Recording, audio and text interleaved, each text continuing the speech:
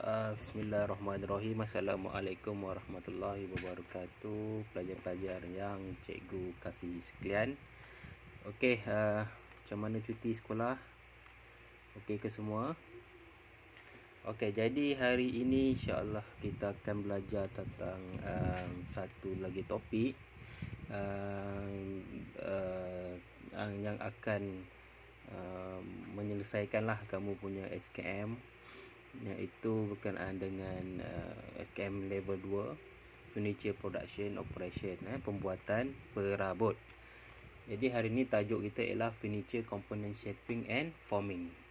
Okey, faham tak apa dia shaping and forming ni? Okey, shaping and forming. Shaping and forming ni adalah satu membincangkan tentang kaedah membentuk dalam potongan kerja kayu. Kaedah apa? Kaedah membentuk dalam pemotongan kerja kayu. Macam mana kita nak membentukkan sesuatu kerja kayu menjadi perabot. Kan, perabot. Kalau kamu tengok tahun-tahun lepas banyak projek-projek yang kita dah buat ataupun cikgu-cikgu dah buat, kamu lihat ada beberapa projek yang memerlukan pembentukan untuk mencantikkan lagi lah, mencantikkan lagi satu perabot yang kita nak buat. Okey, baik. Jadi sesebuah jig yang hendak dibina hendaklah berdasarkan pada lukisan teknikal sesebuah produk itu.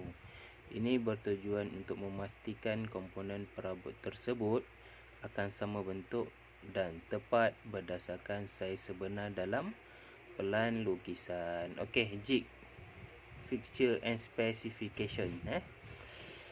Jig tu apa? Jig. Inilah jig.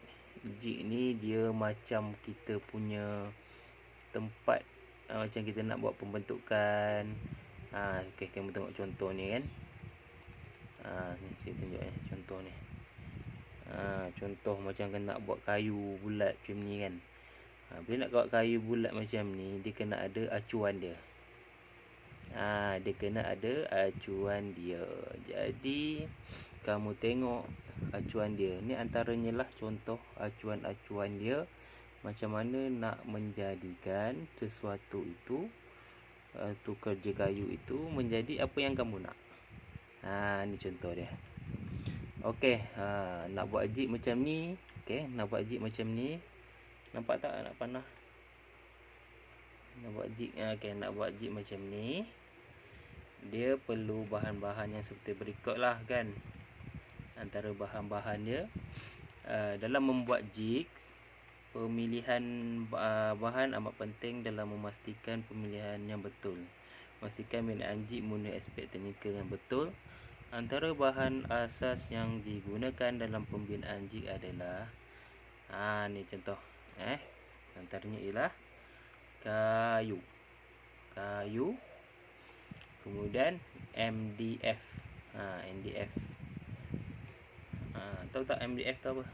Inilah contohnya MDF. MDF. Kemudian ada chipboard. Chipboard. Tahu chipboard? Chipboard tu kayu daripada habuk-habuk kayu tu panggil chipboard. Dan yang terakhir ialah plywood. Plywood. Okey, ini dia punya bahan. Ini dia punya material, bahan dia. Okey, ini pula dia punya lengkapan. Lengkapan dia. Maksudnya benda-benda yang akan menahan dia. Macam contohnya antara lengkapan feature. Lengkapan ni feature lekap. Dia bukan lengkapan, dia lekapan. Lekap. Tahu lekap? Tekap, lekap. Lebih kurang lah tu. Yang selalu digunakan dalam proses membuat jigs adalah seperti berikut. Toggle clamp. Toggle clamp. Ni toggle clamp. Toggle clamp ni tujuan dia apa? Untuk lekap ni lah. Lekap, nak lekatkan. Nak lekatkan suatu jig itu. Kemudian dia kena skru. Kemudian paku, kemudian gam lah. Gam ini antara yang kita gunakan untuk melakukan, untuk buat apa? Buat jig and fixture specification. Okey, tahu buat jig Okey. Jadi dalam melaksanakan kerja-kerja melibatkan penggunaan jig, faktor keselamatan amatlah dititik beratkan. Kena titik beratkan untuk faktor keselamatan. Bukan buat jig je, buat apa pun keselamatan perlu kita titik beratkan.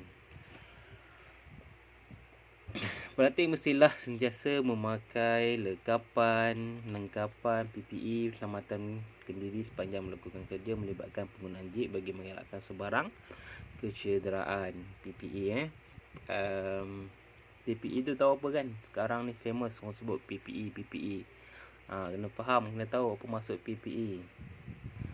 Person Protection Equipment, perlindungan diri.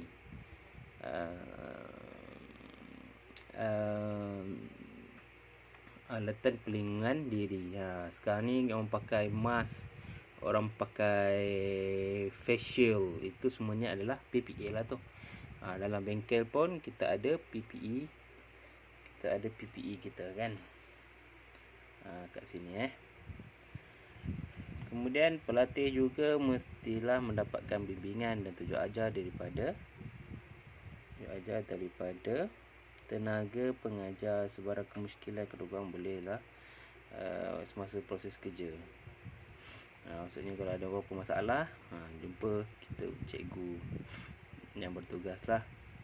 Antara contoh-contoh jigs yang diaplikasikan dalam peralatan tangan, mesin mudah alih dan mesin pegun adalah seperti berikut. Ini antaranya contoh-contoh yang diaplikasikan pada peralatan mesin tangan, mesin mudah alih dan mesin pegun adalah seperti berikut. Okey, kita tengok jig untuk hand tools, alatan tangan. Alatan tangan, hand tool. Ni kita tengok. Ni alatan tangan nak buat jig, dia gunakan pahat. Ni alatan tangan lah. Kemudian kita ada gergaji. Kemudian kita ada mengasah mata alat. Asah mata alat. Tengok ni dia punya alatan tangan dia. Sini kan. Tengok ni alatan tangan. Kemudian gergaji. Gergaji. Ini adalah jig hand tool, alatan tangan. Maksudnya buat jig menggunakan alatan tangan. Ini antaranya. Kemudian jig untuk power tool. Portable router. Ini guna power tools ataupun guna mesin lah. Portable router. Kemudian portable saw. Portable saw, circular saw. Ni contoh dia. Kalau kamu biasa tengok kat bengkel kan. Ni contoh dia. Kemudian portable router. Ni pun samalah, portable router, cuma jenis dia yang berbeza. Kemudian hand drill. Ni hand drill ni, dia punya alatan yang inilah kita sebut sebagai jig ni. Untuk kita buat, untuk kita lekapkan dia, jig ni. Kemudian jig untuk mesin pegun, circular saw. Ni circular saw. Ni antara jig lah. Jig mesin pegun ni. Ini antara jenis-jenis jig. Kemudian narrow band saw. Narrow band saw. Ini pun antara jig. Itulah dia. Lagi single spindle molder. Single spindle molder. Ni saya pernah tengok. Kalau kat bengkel mungkin kita tak ada lah mesin ni, tetapi kalau nanti kamu berpeluang pergi ke